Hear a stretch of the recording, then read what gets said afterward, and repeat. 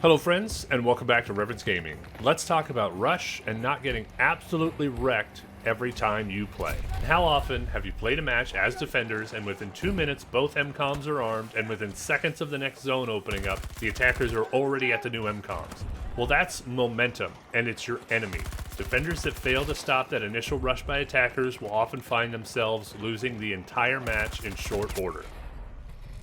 You have 2 MCOMs, and you must stop the attackers from destroying at least one, and second, you have 75 tickets to take from the enemy with each set of those MCOMs. If you fail, they get more tickets, and you get more depression, and this goes on for 3 sets. Before you even think of clicking that spawn button, we need to talk about what you're going to run for your kit, since there is some stuff your team is just going to need. Obviously, every map is going to play out slightly differently, but generally this is the best way to start out. For your primary weapon, run whatever tickles you in that special way. Your secondary, pick the one that makes you feel like a man, or maybe a strong independent woman. Most important, run C5 or recoilless. I pick C5, and not just because it's the best thing since sliced bread. You could run the recoilless, hopefully you're not the only one doing that. You're going to need to blow up a vehicle, and probably in the first 30 seconds of the match. Get a frag grenade or smoke on your kit. Frags are great for removing attackers that have armed the MCOM and are now in cover. You can also use the frag if you see an attacker trying to arm, but don't have a great angle. That frag can be your best friend. Smoke helps conceal for that sneaky disarm, or if you find yourself needing to close a gap in the wide open space that is Battlefield 2042 maps. So you spawn in, you're defending, you have lots of high explosives, and you're wondering, what have I done with my life? Now you make your very first choice. Where do I go? This is going to be somewhat map dependent, but usually you will want to get right near the MCOM, most likely to see a quick enemy rush. Good attackers will push fast and straight to an MCOM. After a bit of playing, you will get a feel for which one usually gets pushed first. Here's why that kit was so important. There is almost certainly going to be a vehicle, likely a MAV, and guess what happens if no one has C5?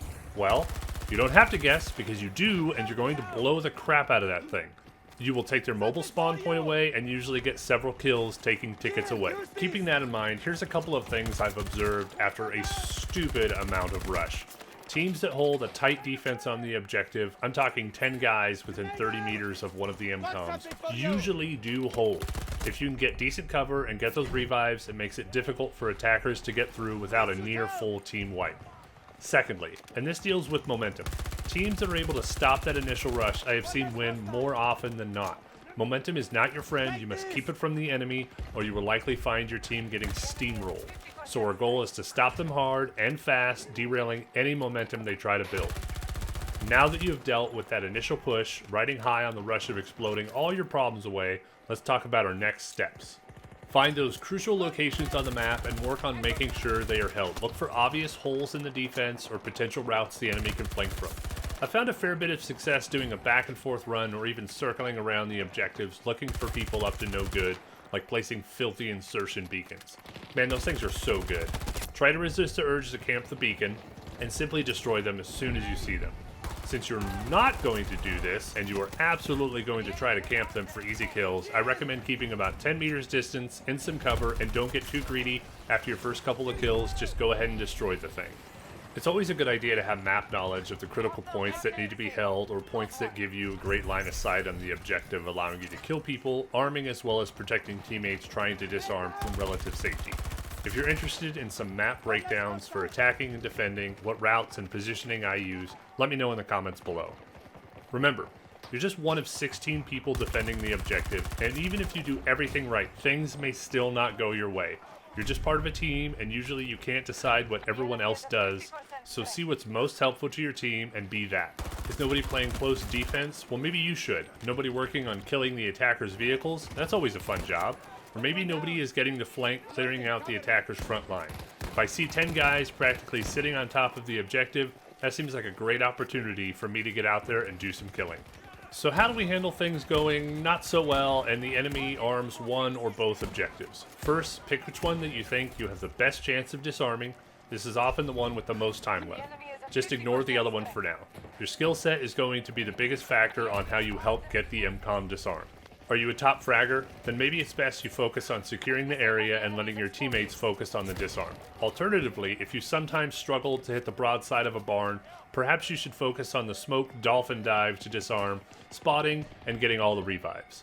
I know some of you are so stupid good you will kill 12 people, disarm, get 6 revives while knitting a blanket for your favorite niece just because you can. But not everyone can do that, and that's okay. Do what works for you.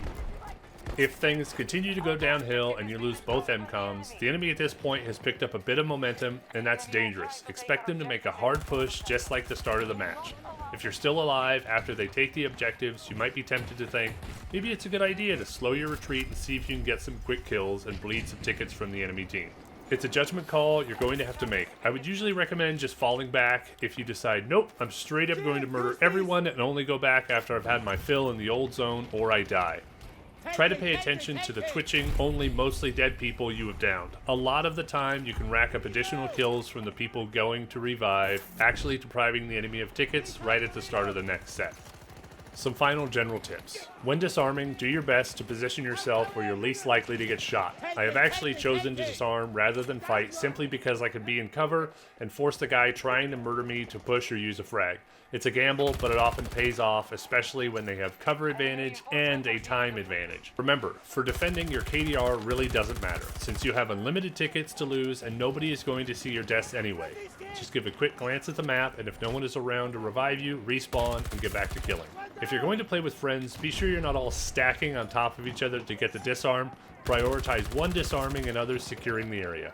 In some cases, like when the timer is basically full, it isn't the worst thing in the world to start a second person disarming on an opposite side in case the other guy dies instantly, losing the objective.